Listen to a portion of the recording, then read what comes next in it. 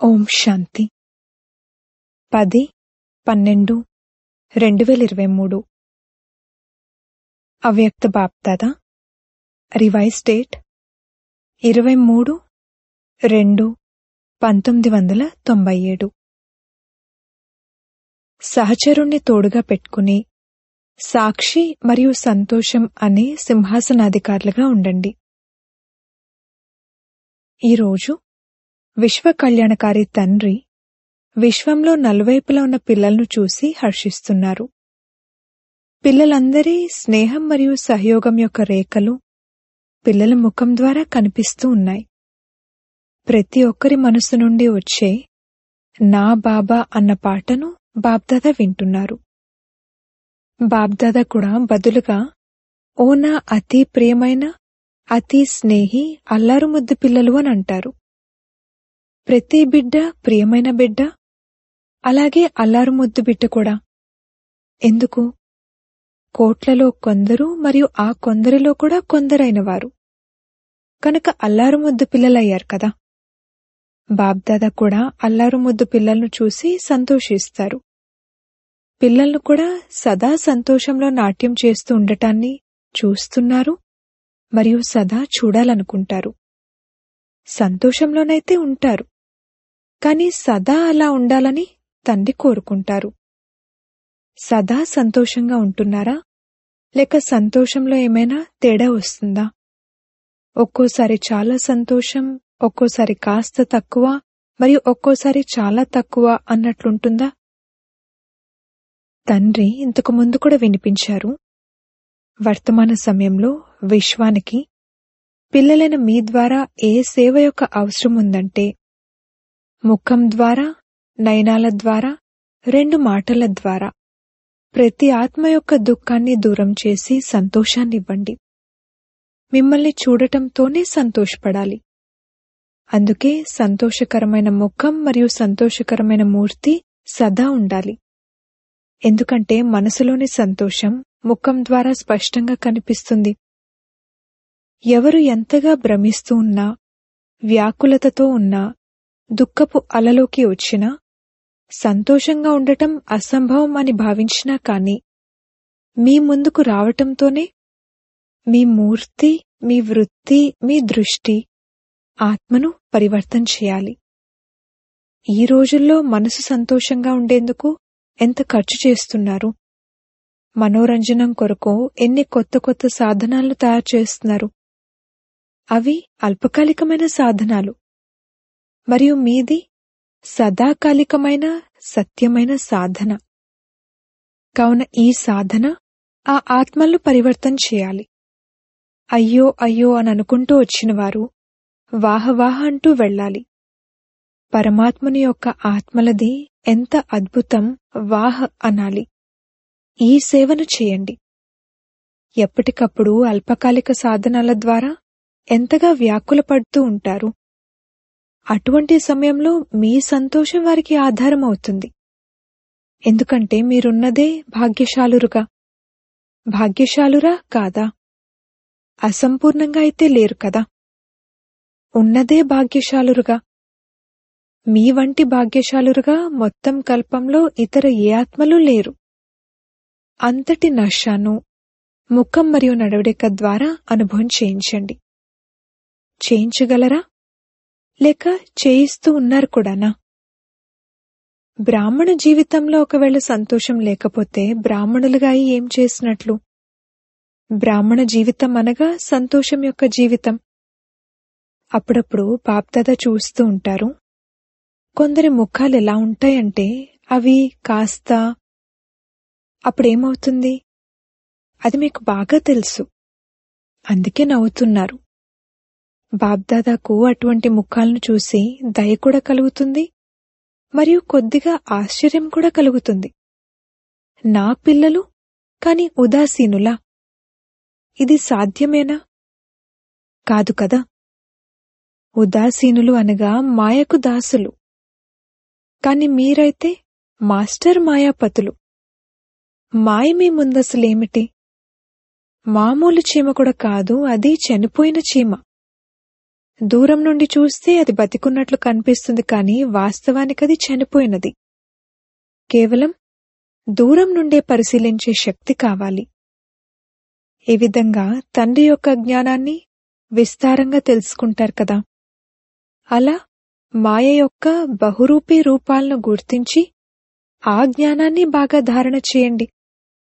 అది కేవలం భయపెడుతుంది. ఏ విధంగా చిన్నపిల్లలుంటారు కదా, వారిని నిర్భయులుగా చేయడానికి తల్లిదండ్రులు భయపెడతారు. నిజానికేం చేయరు, కాని కావాలని భయపెడతారు. అలాగే మాయ కూడా తనవారిగా చేసుకునేందుకు బహురూపాలను ధరిస్తుంది. మాయ బహురూపాలను ధరించినప్పుడు మరి మీరు కూడా బహురూపిగా అయి దాన్ని పరిశీలించండి. పరిశీలించలేకపోతున్నారు కదా. అప్పుడే ఆటను ఆడుతారు. అయ్యో మాయ వచ్చేసింది అని యుద్ధం చేయటం మొదలుపెడతారు. అలా యుద్ధం చేయటం వలన మనసు బుద్ధి అలసిపోతాయి. అప్పుడు అలసటలో ఏమంటారు? మాయ చాలా ప్రబలమైనది, మాయ చాలా తీవ్రమైనది అని అంటారు. అది అసలేమీ కాదు. మీ బలహీనతే రకరకాల మాయారూపాలుగా అవుతుంది. బాప్దాదా సదా పిల్లలు ప్రతి ఒక్కరిని భాగ్యపు నశాలో, సంతోషకరమైన ముఖంతో, సంతోషమనే ఔషధంతో ఆరోగ్యంగా ఉన్నట్లు మరియు సదా సంతోషపు ఖజానాలతో సంపన్నంగా ఉన్నట్లు చూడాలనుకుంటారు. జీవితంలో అసలేం కావాలి? ఔషధం మరియు ఖజానా. వేరే ఇంకేం కావాలి? మరి మీ వద్ద సంతోషమనే ఔషధం ఉందా? లేక స్టాక్ ఎప్పుడైనా సమాప్తమైపోతుందా? సంతోషపు ఖజానా తరగనిదే కదా. మరియు అది ఎంతగా ఖర్చు పెడతారో అంతగా పెరుగుతూ ఉంటుంది. ఒకవేళ వేరే ఏ పురుషార్థమూ చేయకపోయినా కానీ కేవలం ఒక్క లక్ష్యాన్ని పెట్టుకోండి. ఏం జరిగినా కానీ మానసిక స్థితి ద్వారానైనా, ఇతర ఆత్మల ద్వారానైనా, ప్రకృతి ద్వారానైనా, వాయుమండలం ద్వారానైనా ఏం జరిగినా కానీ నేను సంతోషాన్ని వదిలిపెట్టకూడదు. ఇది సహజ పురుషార్థమే కదా. లేక సంతోషం జారిపోతుందా? సహజమేనా లేక అప్పుడప్పుడు కష్టమవుతుందా? దృఢ సంకల్పాన్నుంచండి మరియు విషయాలను మర్చిపోండి. ఒకే విషయాన్ని పక్కాగా ఉంచుకోండి, నేను సంతోషంగా ఉండాలి. అప్పుడు ఇతర విషయాలు ఎలా అనిపిస్తాయి? ఆటలను చూసేందుకు సాక్షి స్థితి అనే మీ సీట్పై సదా స్థితులై ఉండండి. ఎవరైనా మిమ్మల్ని అవమానపరిచేవారైనా లేక మిమ్మల్ని వ్యాకులపరిచి మీ సాక్షి స్థితి అనే గౌరవం నుండి కిందకు దించేవారైనా మీరు సాక్షి స్థితి అనే సీట్ నుండి కిందకు రాకండి. మీరు కిందకు వచ్చేస్తారు. అందుకే సంతోషం తగ్గిపోతుంది. బాప్దాదా ఇంతకు ముందు కూడా 2 మాటలను వినిపించారు. సాతి మరియు సాక్షి, సహచరుడు మరియు సాక్షి. బాప్దాదా తోడుగా ఉన్నట్లయితే సాక్షి స్థితి అనే సీట్ సదా దృఢంగా ఉంటుంది. బాప్దాదా తోడుగా ఉన్నారు, బాప్దాదా తోడుగా ఉన్నారు అని అనటానికి అందరూ అంటారు. కాని మాయ యొక్క ప్రభావం కూడా పడుతూ ఉంటుంది. మళ్ళీ ఏమో బాప్దాదా తోడుగా ఉన్నారు, బాప్దాదా తోడుగా ఉన్నారు అని అంటూ ఉంటారు. తోడుగా ఉన్నారు, కాని సహచరుణ్ణి అటువంటి సమయంలో ఉపయోగించుకోరు, పక్కకు పెట్టేస్తారు. ఎలాగైతే ఎవరైనా తోడుగా ఉన్నప్పుడు ఒకవేళ ఏదైనా పనిలో బాగా బిజీ అయిపోతే లేక అలాంటి విషయం ఏదైనా జరిగితే అప్పుడు ఆ తోడుగా ఉన్నవారు గుర్తుండరు, విషయాలలో పడిపోతారు. ఆ మాటకొస్తే తోడుగా ఉన్నారు అని అంగీకరిస్తారు కూడా, అనుభవం కూడా చేస్తారు. తోడుగా లేరు అని అనేవారెవరైనా ఉన్నారా? ఎవ్వరూ అలా అనరు. అందరూ నాతోనే ఉన్నారు అని అంటారు. నీతో ఉన్నారు అని కూడా అనరు. ప్రతి ఒక్కరూ నాతో ఉన్నారు అనే అంటారు, నా సహచరుడు అనే అంటారు. ఇలా మనసుతో అంటారా లేక నోటితోనా? మనసుతో అంటారా? బాప్దాదా అయితే ఆటను చూస్తారు. బాబ్దాదా తోడుగా కూర్చునున్నారు. కాని మీరు మీ పరిస్థితుల్లో వాటిని ఎదుర్కోవటంలో ఎంతగా లీనమైపోతారంటే తోడుగా ఎవరున్నారు అన్నది కూడా చూడరు. మరప్పుడు బాబా కూడా ఏం చేస్తారు? బాబా కూడా సహచరుడి నుండి మారిపోయి సాక్షిగా ఈ ఆటను చూస్తారు. అలా చేయకండి కదా. సహచరుడు అని అంటున్నప్పుడు ఆ తోడును నిర్వర్తించండి. పక్కకెందుకు పెట్టేస్తారు? బాబాకిది మంచిగా అనిపించదు. పిల్లలు ప్రతి ఒక్కరూ స్వరాజ్యాధికారుల నుండి విశ్వాధికారులుగా అవుతారు అని బాబా ఈ శుభ ఆశను పెట్టుకుంటారు. మరియు అది వాస్తవం కూడా. మీరేమైనా ప్రజలుగా అయితే అవ్వకూడదు కదా.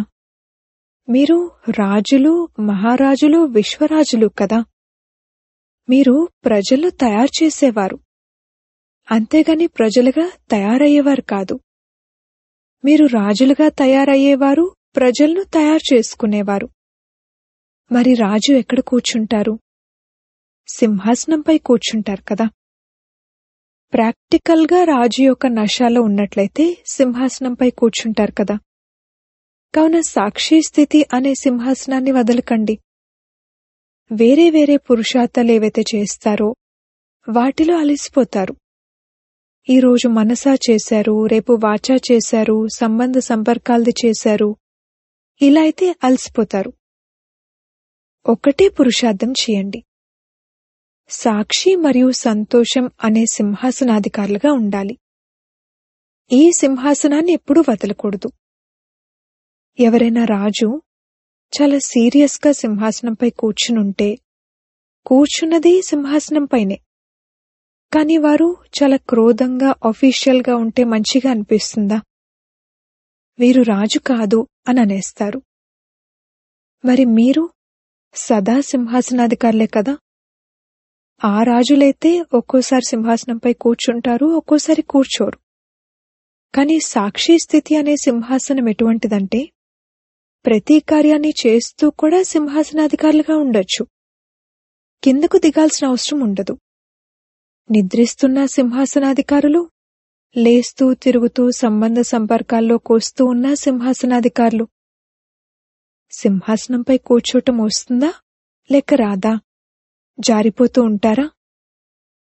సాక్షి స్థితి యొక్క సింహాసనాధికారిగా ఉన్న ఆత్మ ఎప్పుడూ ఏ సమస్యలోనూ వ్యాకులతకు లోనవ్వదు.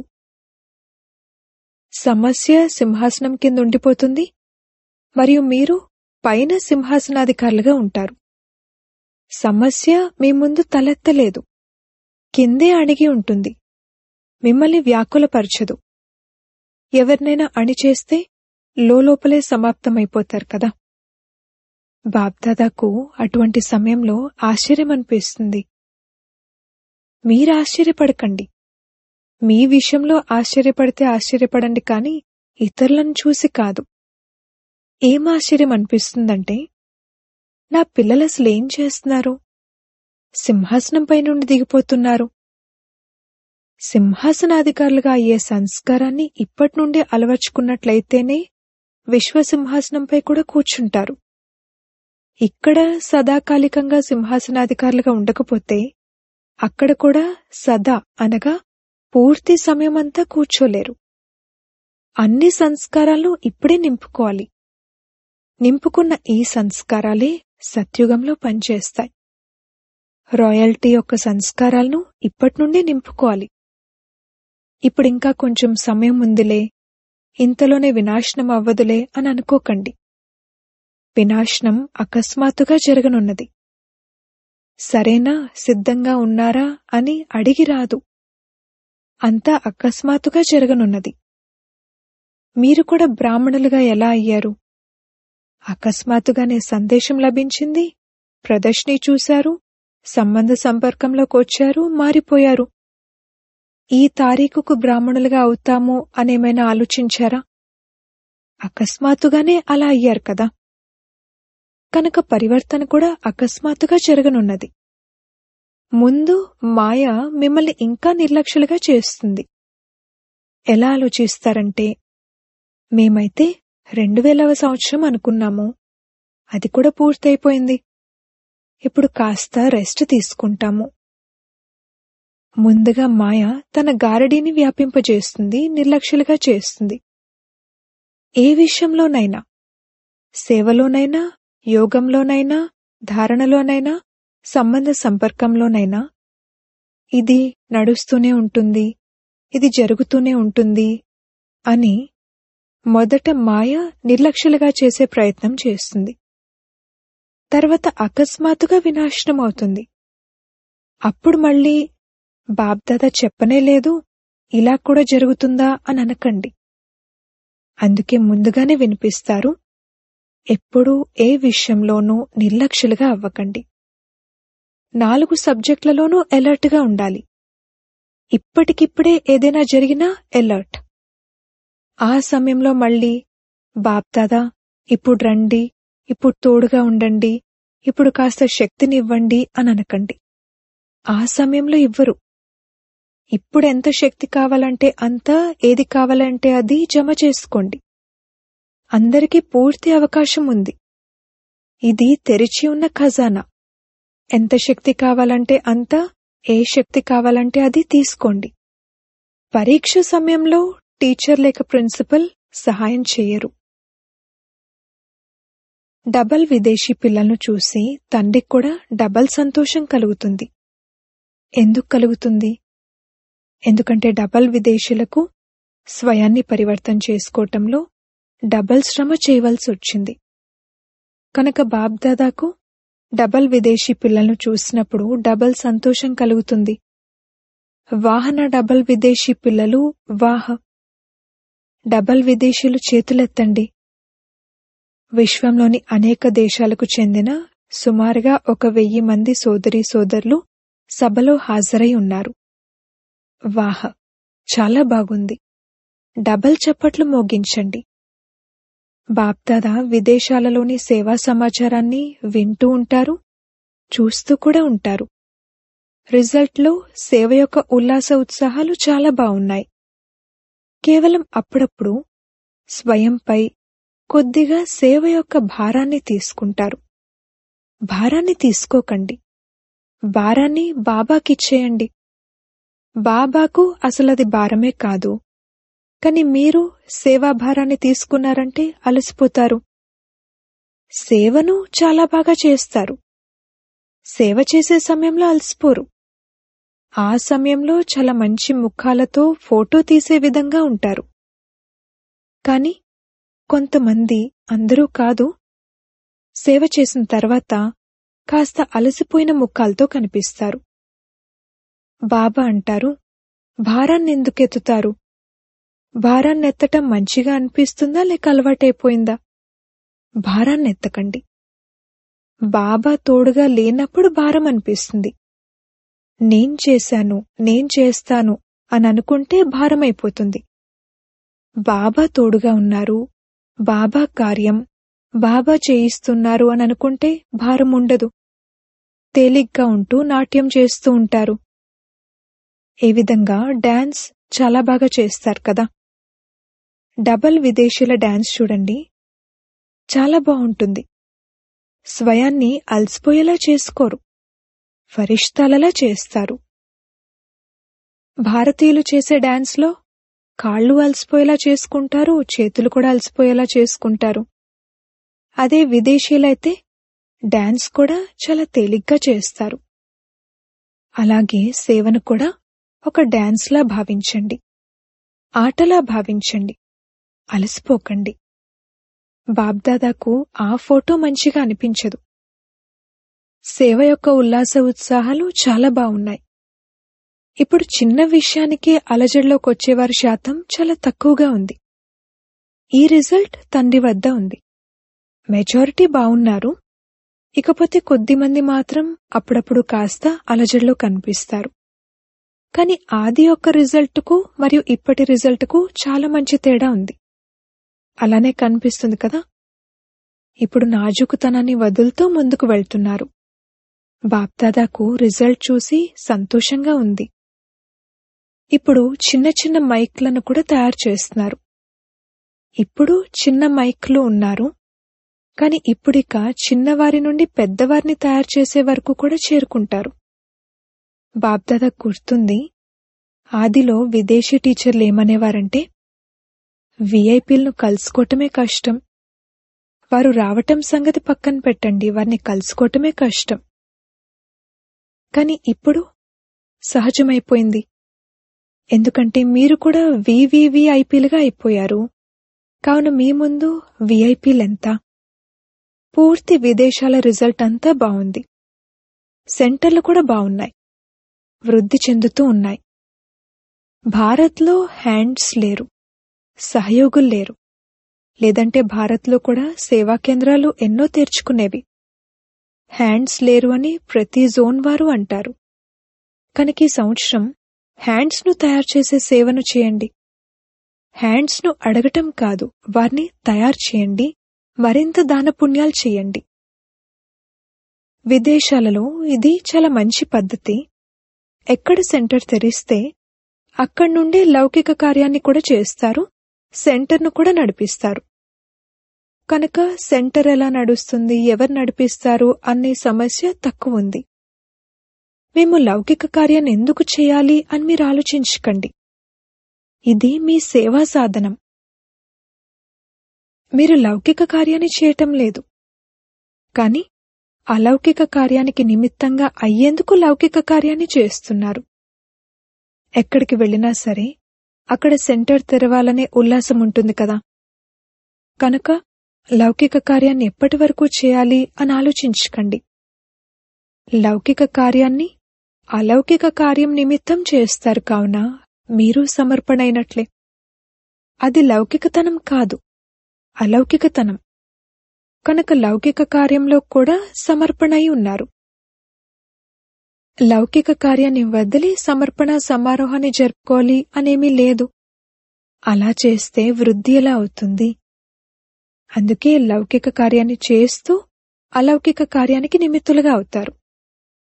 కనుకెవరైతే లౌకికాన్ని నిమిత్తంగా భావించి అలౌకికతలో ఉంటున్నారో అలాంటి ఆత్మలకు డబల్ ఏంటి, 10 రెట్ల అభినందనలు. కేవలం ట్రస్టీలుగా భావించి చేయండి. నేను అన్న భావనలోకి రాకండి. నేనింత పని చేస్తాను అని అనుకుంటూ నేను అనే భావన ఉండకూడదు.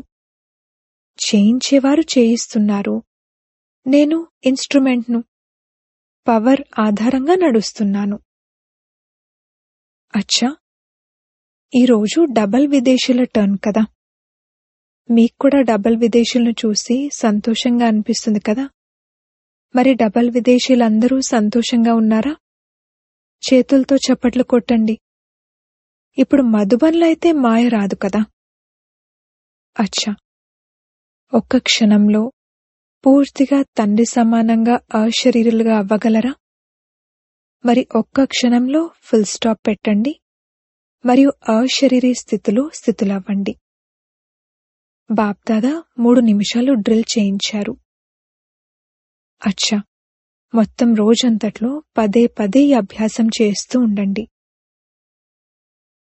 నలువైపులా ఉన్న సర్వ మాయాజీతులు, ప్రకృతి జీతులు, సాక్షి స్థితి యొక్క సింహాసనాధికారులు, సహచరుడి తోడును సదా అనుభవం చేసేవారు, సదా దృఢత ద్వారా సఫలతను మెడలోని హారంగా చేసుకునేవారు, సదా తండ్రి సమానంగా లైట్గా ఉండేవారు, సదా తమ మైట్ శక్తి ద్వారా విశ్వాన్ని దుఃఖ అశాంతుల బలహీనత నుండి విడిపించేవారు. ఇటువంటి మాస్టర్ సుఖసాగరులు, సంతోషసాగరులు, ప్రేమసాగరులు, జ్ఞానసాగరులు అయిన తండ్రి సమానులైన పిల్లలకు ప్రియస్మృతులు మరియు నమస్తే. వరదానము: పరిశీలించే మరియు నిర్ణయించే శక్తి ద్వారా సేవలో సఫలతను ప్రాప్తి చేసుకునే సఫలతా మూర్త భవ.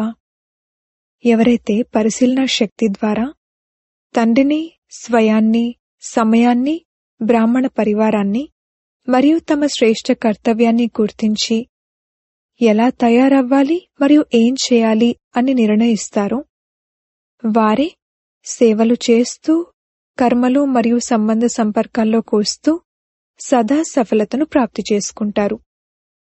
మనసా వాచా కర్మణ అన్ని రకాల సేవలలో సఫలతామూర్తులుగా అయ్యేందుకు ఆధారం పరిశీలించే మరియు నిర్ణయించే శక్తి. స్లోగన్: జ్ఞానయోగాల లైట్ మైట్తో సంపన్నంగా అయినట్లయితే ఎటువంటి పరిస్థితినైనా క్షణంలో దాటివేస్తారు. ఓం శాంతి.